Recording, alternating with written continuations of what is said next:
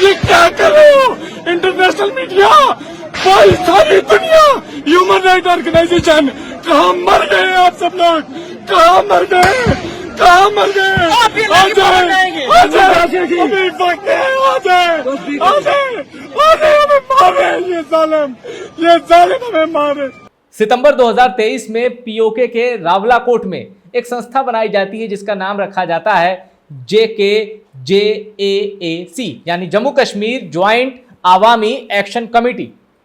आज की तारीख में इस संस्था पर पीओके में बैन लग चुका है क्योंकि पाकिस्तानी आर्मी, पाकिस्तानी रेंजर्स, इनका आरोप है कि JAAC यानी joint Awami action committee PoK को पाकिस्तान से अलग करना चाहती है और भारत के इशारे पर खेल रही है।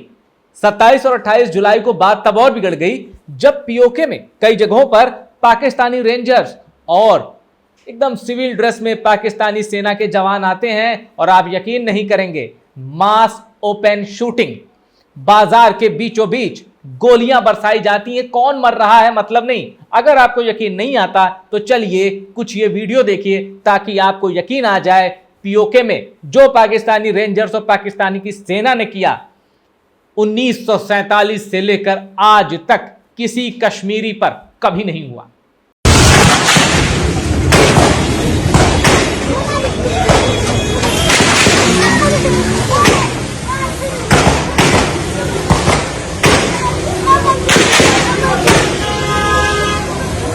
पीओके में चुनाव करवाकर पाकिस्तान ने एक चाल चली कि चलो गिलगित बाल्टिस्तान को एक अलग स्टेट बनाते हैं, लेकिन चुनाव में इतनी धांधली हुई कि वहां की पब्लिक ही पाकिस्तान की सरकार के खिलाफ और पाकिस्तान की सेना के खिलाफ खड़ी हो गई। रही सही कसर 12 सीटों पर वोटिंग ने पूरी कर दी। वो 12 सीटें जो वहां की असेंबली सीटों में रिजर्व्ड है, और जानते हैं ये किसके लिए रिजर्व है? जो पीओके नहीं बल्कि पाकिस्तान के बाकी हिस्सों में रहते हैं, ये उन कश्मीरियों के लिए रिजर्व्ड है। ज्वाइंट अवामी एक्शन कमेटी का कहना है कि जब वो लोग पीओके में रहते ही नहीं तो उनके लिए सीट रिजर्व करने का क्या मतलब। और आपको एक चीज और मैं बता दूं, सितंबर 2023 में जब ज्वाइंट अवामी एक्शन कमेटी बनी थी तो उसकी शुरुआती मांग ये थी कि आटे के दाम में सब्सिडी दो।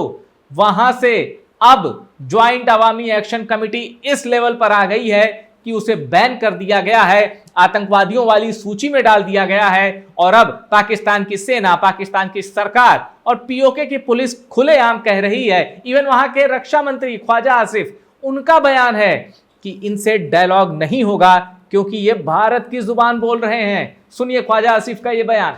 उनके साथ डायलॉग होगा या नहीं जी, मेरा नहीं ख्याल कोई डायलॉग होगा। जो जिस तरह मैं फिर दोबारा कहूंगा कि मैं इनको हिंदुस्तान के साथ जो है ना इन लोगों को ब्रैकेट करता हूँ, उसी जुमरे में इस्तेमाल को शुमार करता हूँ जिसमें हम हिंदुस्तान को दुश्मनों की सफ में देखते हैं। ये लोग भी पाकिस्तान दुश्मन हैं। ख्वाजा आसिफ के इस बयान का सीधा मतलब था गोलियां चलेंगी, और हुआ भी यही। पंजाब रेंजर्स के जवान भेजे गए पीओके में और कई जगहों पर गोलियां चली। रावलाकोट कोटली की वीडियो तो दुनिया ने देखे। सोचिए, अल जजीरा ने रिपोर्ट किया कि गोली चली और एक ही जगह मार दिए 20।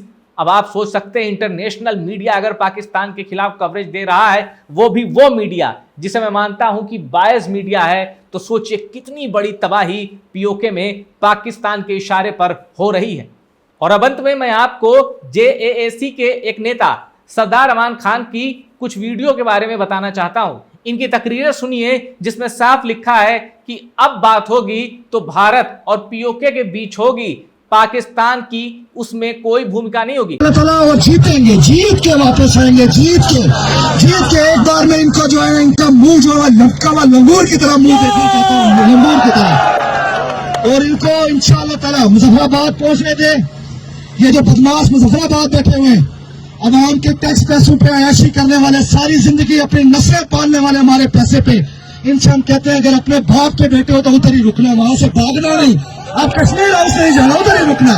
इंशाअल्लाह ताला आएंगे, एक भी जिंदा रहे तो वो आएगा, उधर तक पहुंचेगा इंशाअल्लाह ताला।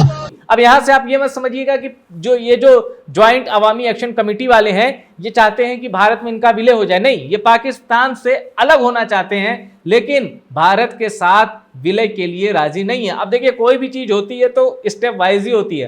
पहले पाकिस्तान से अलग नहीं होना चाहते थे, लेकिन वहां पे पाकिस्तानी आर्मी पाक रेंजर्स का जुर्म देखा, ये देखा कि इलेक्शन में कितनी धांधली है और रहेंगे ये लोग, लेकिन इनका प्रतिनिधित्व कोई और करेगा। बात जब हद से आगे बढ़ी, आंदोलन सशस्त्र हो गया। अब पाकिस्तान में जानते हैं क्या हुआ है? पीओके के सुपरिटेंडेंट ऑफ पुलिस का मैं सुन रहा था एक बयान, वो ये कह रहे थे कि बहुत बड़ी मात्रा में इनके पास विनाशकारी हथियार हैं, असॉल्ट राइफल्स हैं, असॉल्ट वेपन्स हैं, और साल 2026 में ही करीब 3 दर्जन सिक्योरिटी फोर्सेस के जवान मारे जा चुके हैं ज्वाइंट अवामी एक्शन कमेटी से पंगा लेकर।